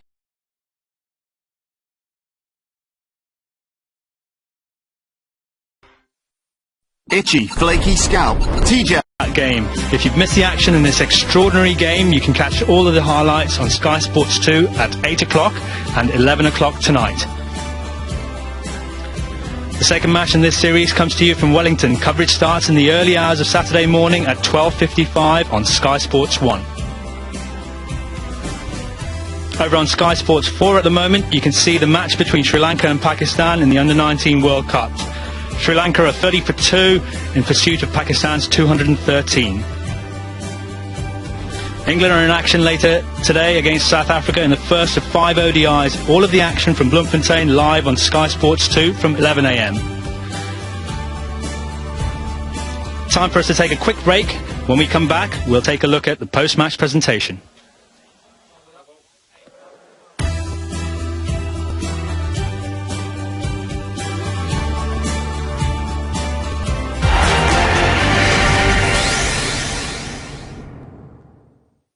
Now there's even more to play for with Betfair's new Acca Edge. Like betting on accumulators, fed up with one leg letting you down? Now you can give yourself the edge on trebles and above. Just tap the Acca Edge button, tap to place your bet.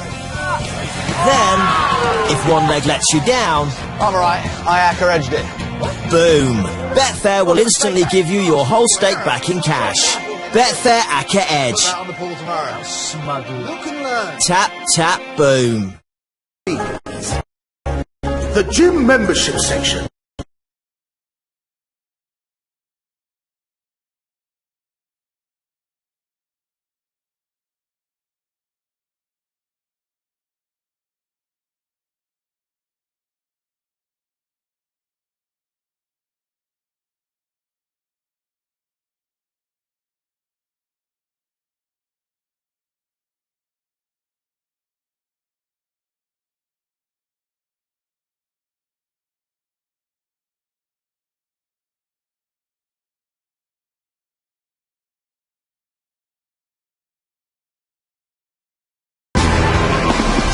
Nissan's award-winning crossovers with all-mode items.